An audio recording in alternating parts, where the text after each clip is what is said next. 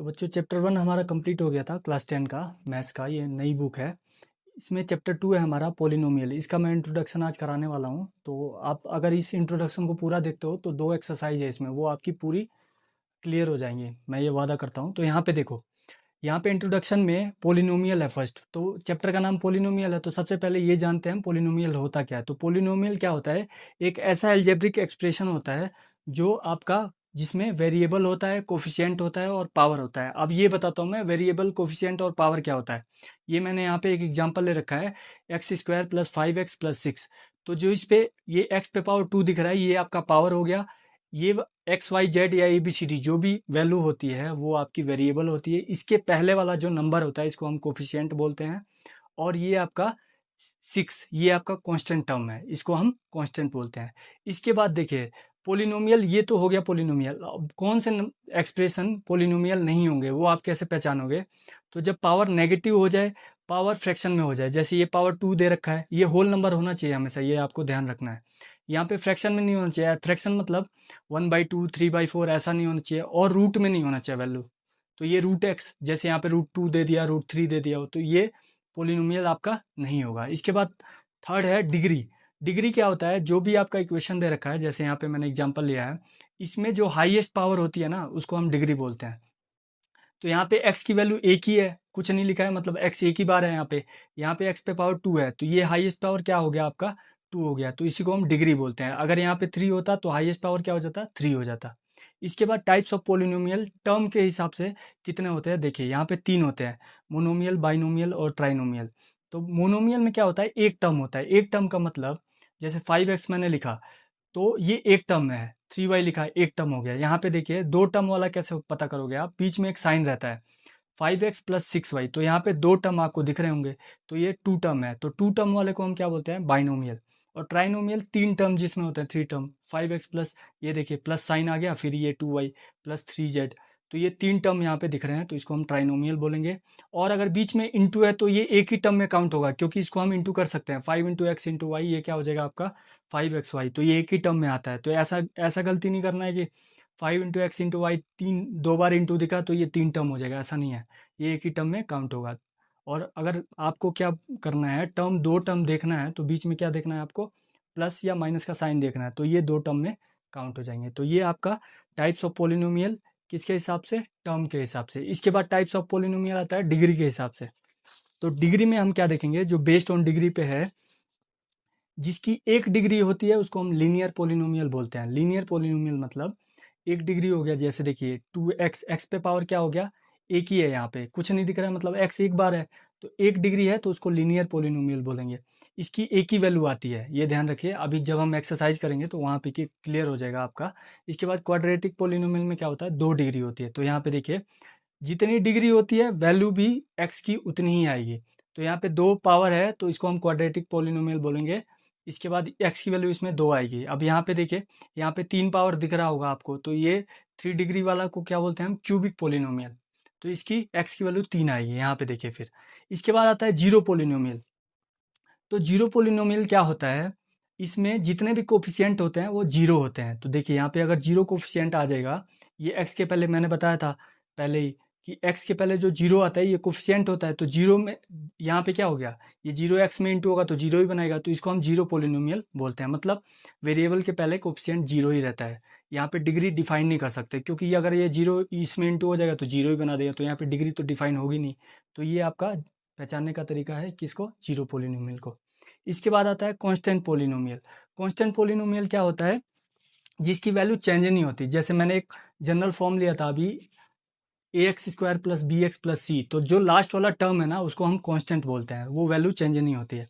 इसका एग्जांपल 5, 10 ऐसे करके आप देख सकते हो। और इसकी डिग्री हमेशा जीरो होती है। जैसे देखिए x पे पावर जीरो, मतलब आपने पहले भी क्लास 8 में भी पढ़ा होगा एक्सपोनेंट एंड पावर वाले में, x पे पावर जीरो की वैल्यू कितनी होती है? 1, तो 5 × 1 5 ही होता है। तो हमेशा कांस्टेंट टर्म क्या होगा? नंबर में होगा। इसमें x y z कुछ भी जुड़ा नहीं रहता है, वेरिएबल नहीं जुड़ा रहता है।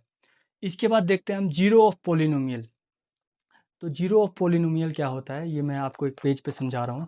जीरो ऑफ पोलिनोमियल ये आपको एक्सरसाइज 2.2 में काम आने वाला है। इसका मतलब ये हुआ कि x की वैल्यू आप क्या रखोगे कि इस इक्वेशन को ये जीरो बना देगा। तो आप खुद सोच के देखो, यहाँ पे अगर मैं x की वैल्यू 5 रखता हूँ, 5 में से यहाँ पे देखिए px equal to x minus 5, तो यहाँ पे आपको जीरो फाइंड आउट करना है। जीरो मतलब x की वैल्यू, ये आपको ध्यान रखना है, इसी को हम रूट भी बोलते हैं x की वैल्यू को।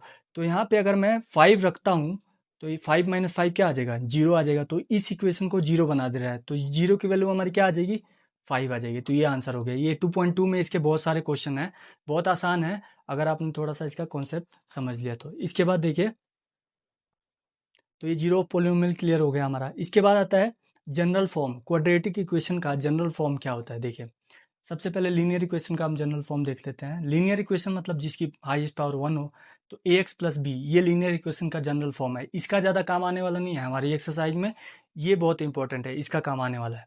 तो यहाँ पे देखिए क्वाड्रेटिक इक्वेशन का जनरल फॉर्म होता है A X square plus B X plus C. इसका मतलब ये हुआ, पहले एक्स पे पावर होना चाहिए 2, ये इसका इक्वेशन का ये मतलब एक फॉर्म है।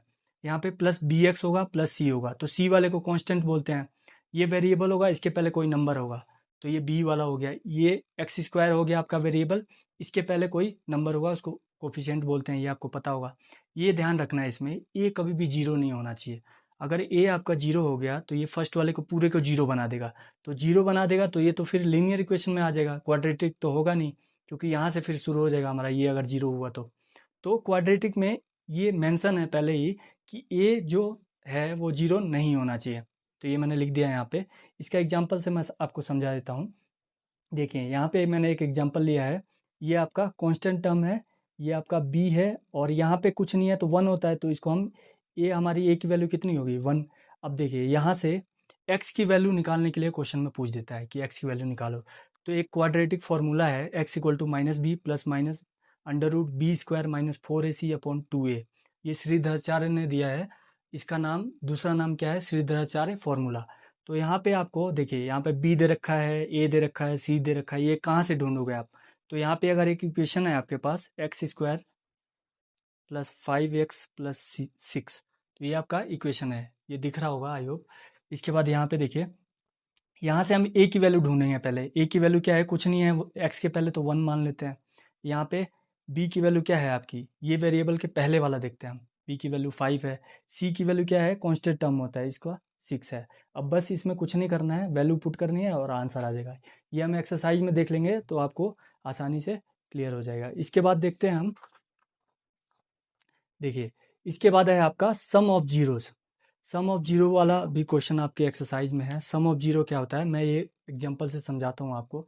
सम ऑफ जीरो मतलब जो रूट की वैल्यू या अल्फा बीटा, ये रूट है, ये जीरो दे रखा है, दो वैल्यू होता है एक्स का, उसी को हम अल्फा बीटा बोलते हैं।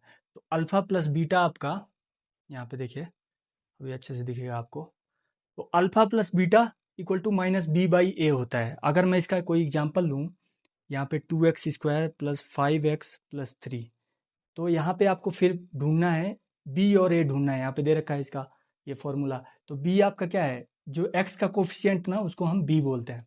तो b आ जाएगा हमारा 5। यहाँ पे देखिए माइनस है तो माइनस आपको लगाना है, यहाँ पे माइनस लगा दिया मैंने। यहाँ पे देखिए a हमारा क्या है, 2 है, तो ये 2 हो गया, ये इसका आंसर हो गया। इसके बाद आपसे पूछेगा प्रोडक्ट ऑफ जीरो बताओ, तो प्रोडक्ट ऑफ जीरो क्या होता है, c बाई ए, तो ये आपका c है, तो c इक्वल टू, सी की जगह पे आप क्या लिख दोगे, 3, और a की जगह पे क्या है, 2, ये आपका आंसर हो गया है। तो ये प्रोडक्ट ऑफ जीरो है। इसके बाद आपका एक ग्राफ आ जाएगा, एक्सरसाइज 2.1 में ही है। ग्राफ में बोलता है, आपको ऐसे ग्राफ दे देगा और बोलेगा कि फाइंड आउट करो नंबर ऑफ जीरो कितने हैं यहाँ पे। तो नंबर ऑफ जीरो निकालने का तरीका ये है कि यहाँ पे आपको एक्स एक्सिस पे देखना है। ये आपको पता है, ये वाई एक्सिस होता है, ये एक्स एक्सिस होता है, और एक पैराबोला शेप टाइप का होता है कुछ, जो कट करता है। कट किसको करता है, नंबर ऑफ जीरो निकालने के लिए एक्स एक्सिस को कितनी बार ये कट कर रहा है, ये हमको देखना है। तो ये देखिए, ये पैराबोला जा रहा है ऐसे, इसने एक बार यहाँ पे कट किया, तो एक बार कट किया तो यहाँ पे नंबर ऑफ जीरो क्या हो जाएगा,